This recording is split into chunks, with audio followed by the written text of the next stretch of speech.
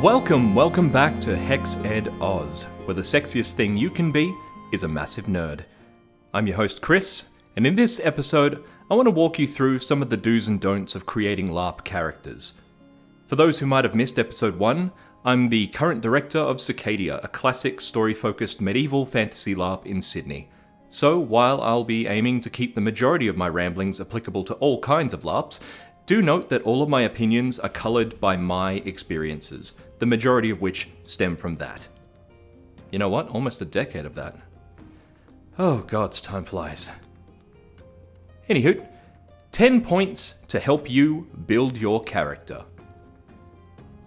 1. Make sure the game world is right for you. Before even considering your character, research the genre and tone of the LARP you want to attend. Genre is usually the easier part. If you see a lot of images on the group's social media where everyone is dressed as a Jedi, safe to say that wearing a 1700s pirate outfit isn't the way to go. It'll ruin other people's immersion and leave you feeling out of place. Trust me, just save yourself some embarrassment and save the organisers some stress. Now, tone can be trickier, and it really pays to invest some research time to avoid having your expectations crushed. Here's an example. If you have your heart set on playing, say, a happy-go-lucky pixie, but the game is set in old world Warhammer, you're setting yourself up for frustration and disappointment. As in this example, pixies aren't even a mentioned race, and the world of the game is a grim, violent, pessimistic place where most other characters are going to treat an optimist as a fool, a liability, or an easy target. Likewise, you may want to play a mage, only to rock up to your first game and discover that there are no magical classes available, because the genre is indeed steampunk, as you suspected, but with a heavy lean towards mad science, not arcana. Same genre, different tone. You see? In essence, make sure you can envision yourself not only portraying but enjoying a character within the setting as written before you begin. Don't go making a character first, only to then try and cram it into a world where it just wouldn't exist. Now, it is very possible, with some maturity and willingness to adapt, to alter a pre-written character concept to better fit the game. This is something I've had to do.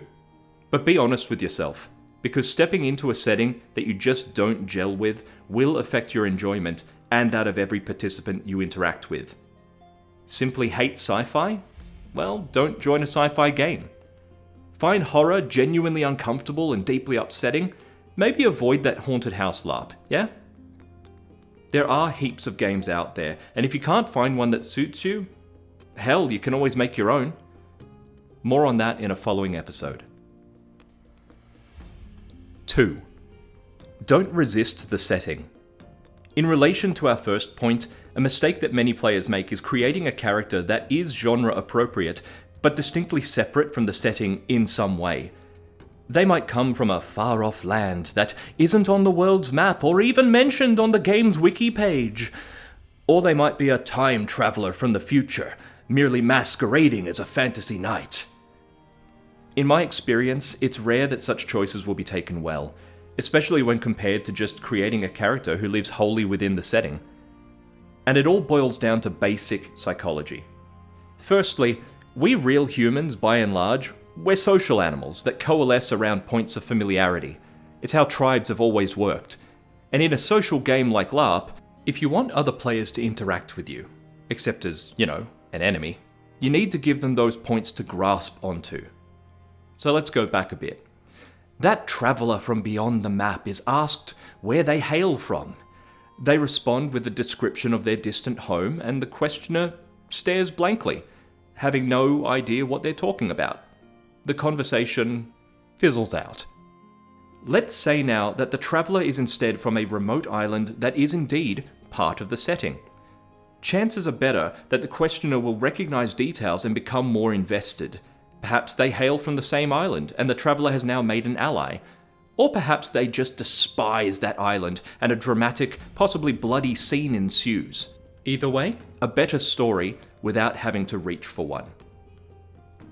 Secondly, the best thing you can do for yourself when LARPing is give your character some pre-existing motivation, and if their motivation is largely tied to leaving the setting, or it exists beyond the setting entirely, plots and changes to the game world will be far less meaningful and way less enticing.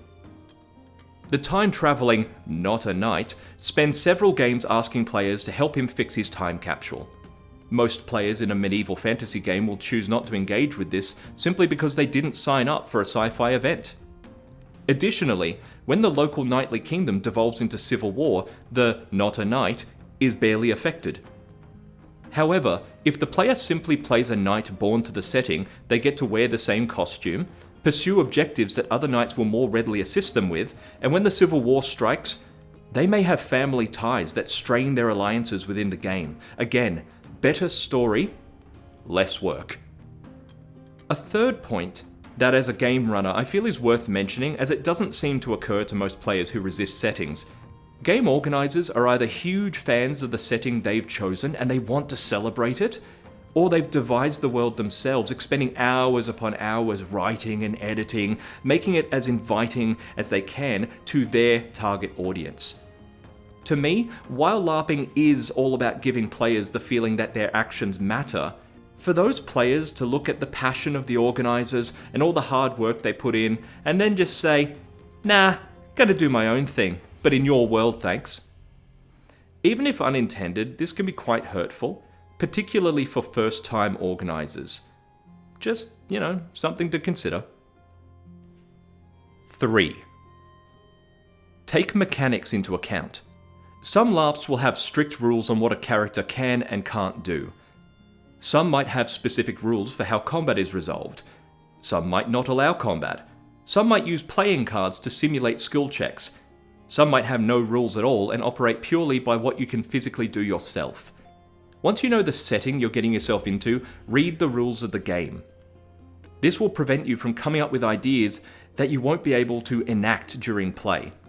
As I said in episode 1, you don't need to memorize the rules before your first game, but if you want to play a D&D style rogue, complete with pickpocketing and sneak attacks, you'd best just check that the mechanics of the game will allow you to do so. Otherwise you'll end up disappointed at best, or you'll be labelled a cheater or just plain lazy at worst. 4. Take your own physical limits into account. A big part of roleplay is getting out of your own skin and becoming someone who can do things which you can't. Hurling fireballs, trading glib remarks with monsters, all that good stuff. Yet not all skills, whether mundane or supernatural, will be represented in the rules of all LARPs. If you decide that your character can do something which isn't represented in the mechanics of the game, you should be able to demonstrate that skill physically or use props to simulate the action. If you decide to play a trained acrobat, for example, then it would be strange if you can't demonstrate a reasonable somersault, or worse, hurt yourself by attempting one. Telling onlookers that you did a backflip rather than actually doing one can break immersion unless the game is intentionally designed with tell don't show abilities in mind. It's something I've seen at various parlor LARPs, and there it made perfect sense and it worked perfectly well. Don't despair, however. If you want your character to do something which you physically cannot, it might just be an opportunity for you to learn a new skill. And if you're a novice, your character can be a novice too, working hard on their fledgling talent. There's absolutely no shame in that. 5. Less is more. We've all heard that classic phrase. When it comes to designing a backstory, it pays to keep it in mind. In real life, we don't recall every major moment of our past every single day in perfect clarity, and neither would your character. It's okay to focus on just a few key points during creation: where they were born, who raised them, what did they do for work, what made them want to start adventuring or what forced them into it, do they have any enemies or rivals, all fairly basic stuff. Leaving some gaps in the backstory will give you room to fill them in naturally as you play the character. Similarly, by making a character who hasn't already seen everything in the world, fought every bad guy, held every treasure, you give them room to grow, which will help your alter ego feel like a more realistic and thus likable person. Oh, and don't worry, nobody is going to demand to read your entire 8,000-page backstory, trust me. 6. Flaws maketh the character. Which sounds more interesting, honestly? An unbeatable soldier with no bad habits, vices, or weaknesses. Or a grizzled old captain who loses his temper but is always quick to make amends. He has a gambling problem and is deathly afraid of squirrels. In all forms of fiction, flaws are what make a character memorable, so don't be afraid to give your character some less than savoury traits. There's no need to make them a bumbling imbecile or a total headcase. Just a few quirks, weaknesses, losses will help to bring them to life. 7. Keep secrets secret. When making a character, it's tempting to blurt out your whole concept to everyone within earshot. There's nothing wrong with being proud of what you've written, but no one has any reason to dig for information in character when they already know it out of character. Even players who want to help you enact the discovery of your secrets are going to feel less enthused just going through the motions of discovery. Mystery is attractive. It draws people in. Let your character become known to their friends organically. Remember that this is roleplay, not a fully scripted production. A little willpower will make some reveals down the track all the sweeter. 8. Loners are no fun. I've already mentioned that LARP is a social game. This means that interaction is key. Heck, in many cases, interaction is the only way to achieve objectives or propel the story forward. Playing a character who refuses to engage with others will leave you feeling isolated and unsatisfied. After all, would I rather hire the adventurer who answered my summons and declares they'll get the job done no matter what? Or the hooded guy sitting over there in the corner pointedly ignoring me? This isn't to say that you must play an extrovert, not at all. But if you don't allow your character to make at least one friend or ally, you will find yourself just standing around in a park in costume. Not nearly as fun as being the quiet one, who still has their buddies' backs in a crisis. Give your character just one or two traits that might force them to interact, be it a lust for money, inability to resist a good joke, or a noble streak with which they cannot abide a bully. And speaking of bullies... 9. Play a villain, not a troll. First-timers, and some veterans, let's be honest, seeking to play villains, they fall into the habit of pulling mean pranks or harassing other characters for no reason beyond wanting to be antagonistic. This is rarely done out of malice. They simply fail to consider the purpose of villains in fiction. And that purpose is rarely to beat on the heroes until they can't be bothered resisting and give up forever.